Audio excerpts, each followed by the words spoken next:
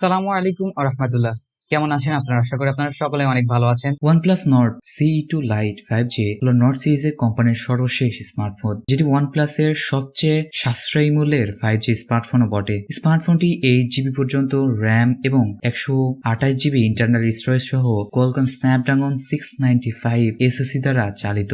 OnePlus Nord CE2 Lite 5G স্মার্টফোনটি ভারতে officially পাওয়া যায়। এর 6GB র্যাম 128GB স্টোরেজ সহ বেস মডেলটির জন্য প্রাইস রাখা হয়েছে 19,999 রুপি, যা বাংলাদেশে কনভার্ট করলে 23,000 টাকার আশেপাশে হয়ে থাকে। এবং ফোনটির 8GB র্যাম এবং 128GB স্টোরেজের জন্য 21,999 রুপি রাখা হয়েছে, যা বাংলাদেশে যদি কনভার্ট করা হয় তাহলে 25,000 টাকার আশেপাশে হয়। এই প্রাইজের জন্য OnePlus Nord CE2 Lite 5G কে রিয়েলমি, শাওমি এমনকি স্যামসাং এর মতো ব্র্যান্ডগুলোর থেকে কঠিন প্রতিযোগিতার সম্মুখীন হতে হয়েছে, কারণ এখানে OnePlus থেকে সবচেয়ে সাশ্রয়ী মূল্যের 5G স্মার্টফোনের প্রথম ছাপ রয়েছে।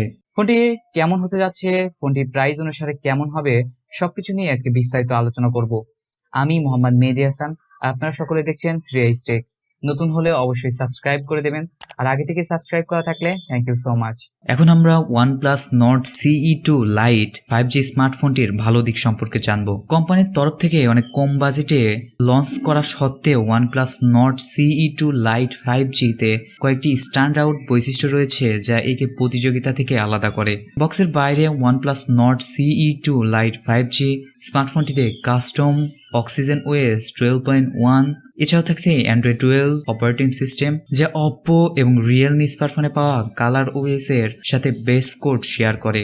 OnePlus Nord CE2 Lite 5G তে ফুল HD+ রেজলিউশন এবং 120Hz এর রিফ্রেশ রেট সহ একটি 6.59 ইঞ্চির IPS LCD ডিসপ্লে রয়েছে।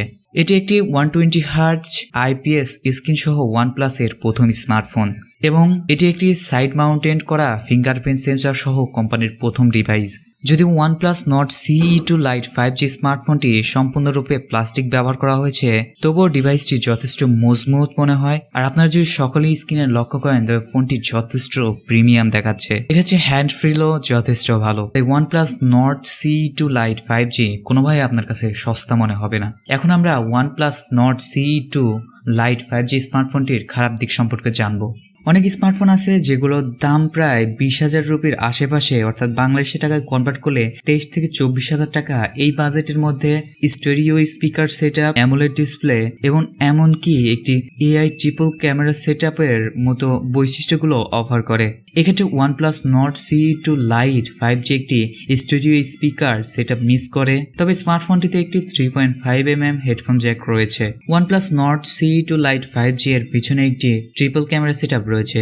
যাই হোক, আমার মনে হয় এটি শুধুমাত্র একটি বিক্রয় কৌশল। একটি 64 মেগাপিক্সেলের প্রাইমারি সেন্সর সহ স্মার্টফোনটি একটি 2 মেগাপিক্সেলের ডেপথ সেন্সর এবং 2 মেগাপিক্সেলের ম্যাক্রো সেন্সর রয়েছে। ডিভাইসটিতে কমপক্ষে একটি 8 মেগাপিক্সেলের আল্ট্রা ওয়াইড অ্যাঙ্গেল লেন্স থাকা উচিত ছিল, যা প্রায় এই দামের স্মার্টফোনগুলোতে খুব নর্মাল বিষয়। এই দিক দিয়ে অবশ্যই OnePlus একটু পিছিয়ে রয়েছে।